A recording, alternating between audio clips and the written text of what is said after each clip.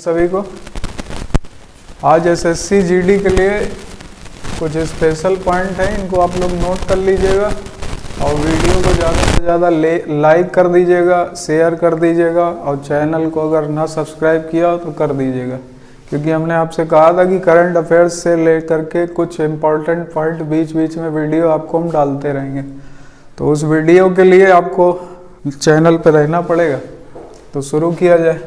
SSC GD के लिए या अदर जो भी एग्जाम है उन सब के लिए ये इम्पोर्टेंट होगा।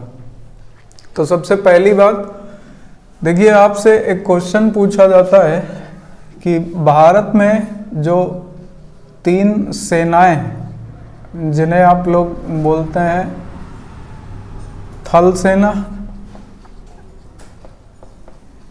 दूसरा वायुसेना और तीसरा नौसेना, इन तीनों सेनाओं का जो प्रमुख है उन्हें कहा जाता है चीफ ऑफ डिफेंस स्टाफ, जो कि नया पद बना है। और इस समय तीनों सेनाओं के जो प्रमुख हैं इनका नाम आप लोगों को मालूम ही होगा, अनिल चौहान इस समय आपके सीडीएस। लेकिन आर्टिकल नंबर 53 कॉन्स्टिट्यूशन में तीनों सेनाओं का प्रधान सेनापति किसे बोलते हैं? राष्ट्रपति को। तो तीनों सेनाओं का प्रधान सेनापति ये होता है राष्ट्रपति। और तीनों का कोर जो प्रमुख बनाया गया है, ये नया पद जो बनाया गया सीडीएस का, चीफ ऑफ डिफेंस स्टाफ, इस पे कौन है? तो अनिल चौहान है। पहले कौन थे? तो जनरल विपिन रावत थे पहले। अब इससे रिलेटेड आपका जीडी से रिलेटेड कुछ पॉइंट हम आपको बता रहे हैं। देखिए, ये जो तीनों सेनाएं हैं, आपसे एक प्रश्न पूछा जा सकता है कि ये किस मंत्रालय के अधीन होती हैं? तो ये होती हैं आपकी रक्षा मंत्रालय के अधीन। थल सेना, वायुसेना और नौसेना। दिवस आपको याद होंगे, ना याद हो तो हम 2 मिनट में आपका रिवीजन भी करा दें। थल सेना दिवस मनाया जाता है 15 जनवरी को।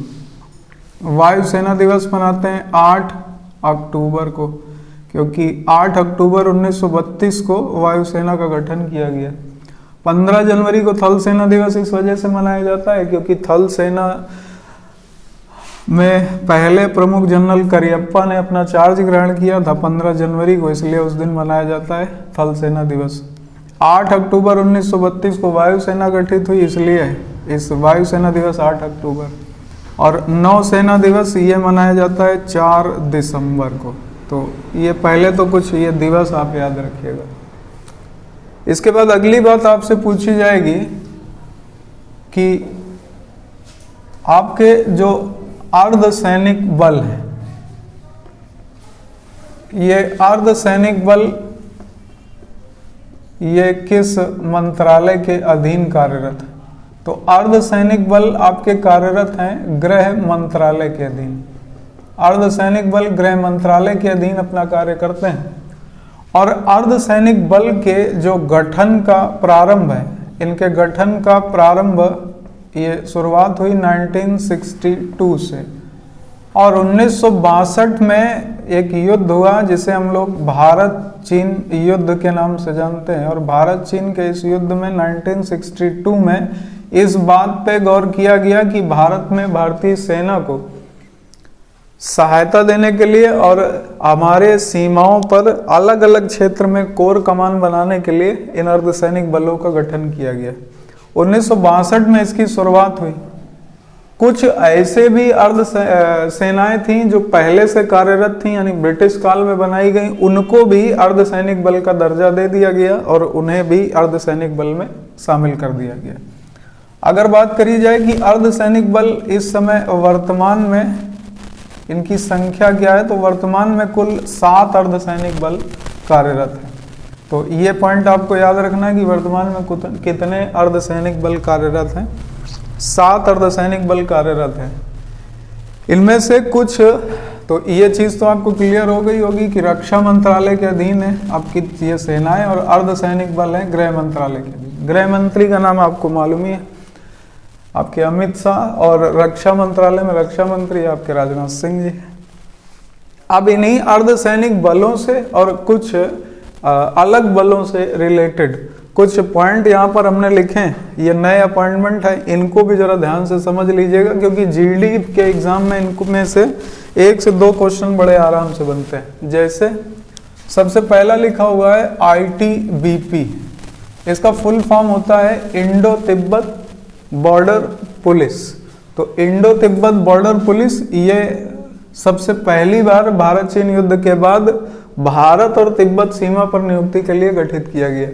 1962 में इसका गठन किया गया और 1962 में ये गठित की गई। तो इसके बारे में याद रखिएगा, इंडो तिब्बत बॉर्डर पुलिस 1962 में इसका गठन हुआ। इसके बाद अगली बात आती कि अभी हाल ही में इसके डायरेक्टर जनरल कौन बनाए गए, तो इनका नाम है अनीश दयाल सिंह। इसके बाद ये याद रखिएगा, ITBP के नए डायरेक्टर जनरल अनीश दयाल सिंह। इसके बाद अगला नंबर आता है असम राइफल का। देखिए असम राइफल जो है ये बहुत पुराना, यहाँ से एक प्रश्न पूछा जाता है कि भारत का सबसे पुराना अर्धसैनिक बल कौन सा है, या भारत का सबसे पुराना सैन्य बल कौन सा है, तो वो है असम राइफल। उसका कारण है कि इसका गठन किया गया था 1835 में और यह गठन ब्रिटिश काल में किया गया था। और जब इसका ब्रिटिश काल में 1835 में गठन किया गया तो इसको कछार सेना के नाम से जाना जाता था। तो इसे कछार सेना के नाम से जाना जाता था, ये इसका पुराना नाम है। फाइनली जब इसे अर्धसैनिक बल का दर्जा दिया गया 1962 के बाद, तब इसका नाम पड़ गया असम राइफल। कई बार इसके नाम भी चेंज हुए, तो फाइनली इसका नाम रखा गया असम राइफल। इसके बाद आपके जो अन्य अर्धसैनिक बल हैं, इनमें ज्यादातर के हेडक्वार्टर नई दिल्ली में, लेकिन जो असम राइफल है इसका हेडक्वार्टर ये मेघालय में है। और मेघालय में कहाँ पर, तो मेघालय में शिलांग में। तो ये बात आप याद रखें, असम राइफल का हेडक्वार्टर कहाँ पर है, तो ये शिलांग मेघालय में। ये अलग से पूछा भी जाता है क्वेश्चन कि असम राइफल का मुख्यालय कहाँ स्थित है, तो शिलांग मेघालय। इसके अभी डायरेक्टर जनरल भी बने थे, और डायरेक्टर जनरल इसके हैं प्रदीप चंद्र नायर। इनका नाम याद रखिएगा, प्रदीप चंद्र नायर इसके डायरेक्टर जनरल। इसके बाद असम राइफल से एक क्वेश्चन और पूछा जाता है, और वो ये बनता है कि पूर्वोत्तर का प्रहरी किसे कहा जाता है। पूर्वोत्तर का प्रहरी किसे कहा जाता है, तो पूर्वोत्तर का प्रहरी कहा जाता है असम राइफल को। तो ये इतने पॉइंट आप लोग ध्यान रखिएगा। भारत में सबसे पुराना सैन्य बल ये असम राइफल 1835, प्रदीप चंद्र नायर इसके डायरेक्टर जनरल। हेडक्वार्टर है इसका मेघालय के शिलांग में।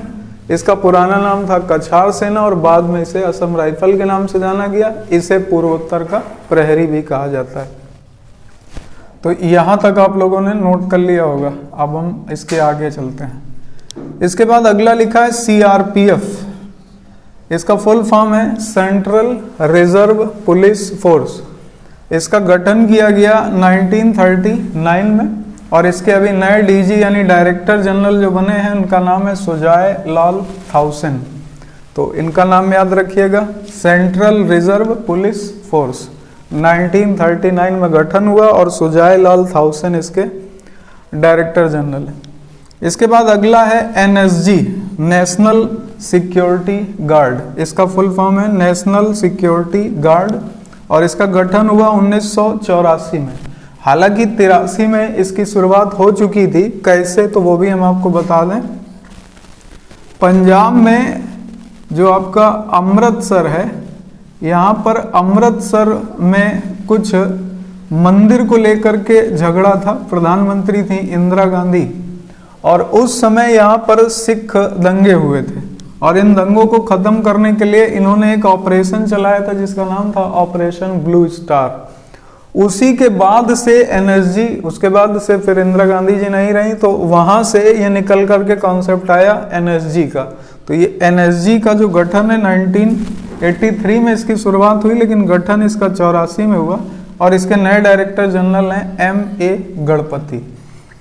इसके बाद अगला है बॉर्डर सिक्योरिटी फोर्स यानी कि BSF, बॉर्डर सिक्योरिटी फोर्स। इसका गठन हुआ 1965 में और इसके नए डायरेक्टर जनरल हैं, इनका नाम है पंकज कुमार सिंह। तो इनका नाम याद रखिएगा, BSF 1965, पंकज कुमार सिंह। इसके बाद अगला है CISF। इसका फुल फॉर्म है central industrial security force, central industrial security force. इसका गठन हुआ 1969 में और इसके नए डायरेक्टर जनरल, इनका नाम है सीलवर्धन सिंह। तो इनका नाम याद रखिएगा। इसके बाद है भारतीय तट रक्षक बल, जिसे हम लोग बोलते हैं ICG, इंडियन कोस्ट गार्ड।